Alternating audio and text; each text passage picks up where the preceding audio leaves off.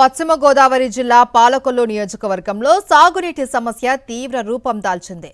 సాగునీరు అందక 30 నుంచి 40 రోజుల క్రితం వేసిన నారుమళ్లు ఎండిపోయి బీటలు వారడంతో రైతులు తీవ్ర ఆందోళన వ్యక్తం చేస్తున్నారు. యలమంచిలి మండలం మేడపాడు గ్రామంలో ఎండిపోయిన నారుమళ్లను పరిశీలించిన నియోజకవర్గ వైఎస్ఆర్సీపీ ఇన్ఛార్జ్ గుడాల శ్రీహరి గోపాలరావు రైతులతో కలిసి నారుమళ్లలో సైకిల్ తొక్కుతూ వినూత్నంగా నిరసన తెలిపారు. ఈ సందర్భంగా రైతులు నారుమళ్లలో ఏర్పడిన బీటలను చూపిస్తూ ఆవేదన వ్యక్తం చేశారు.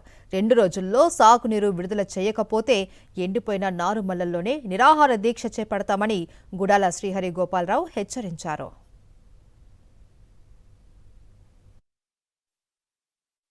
ఈ బోధిని నాకు 63 సంవత్సరాలు వచ్చింది. ఎప్పుడు కూడా ఇంత దారుణంగా ఈ పరిస్థితి ఎప్పుడు నేను గమనించలేదు, ఎప్పుడు రాలేదు కూడానండి.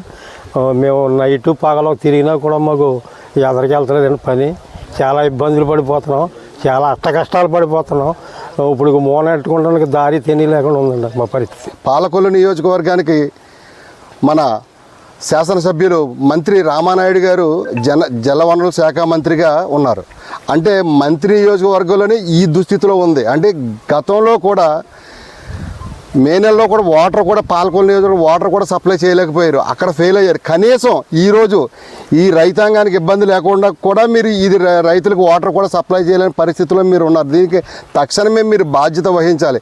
అంటే తక్షణమే ఈ వాటర్ క్లియర్ చేయడమా, లేకపోతే దీనికి బాధ్యతగా మీరు రాజీనామా, మీకు చేత కాకపోతే రాజీనామా చేయండి. మంత్రి గారు, మీరు విజయవాడ వెళ్ళి విజయవాడలో సైకిల్ తొక్కడం కాదు, ఇక్కడ ఆకుమడిలో సైకిల్ తొక్కే పరిస్థితికి దిగదార్చేశారు నియోజకవర్గాన్ని మీరు.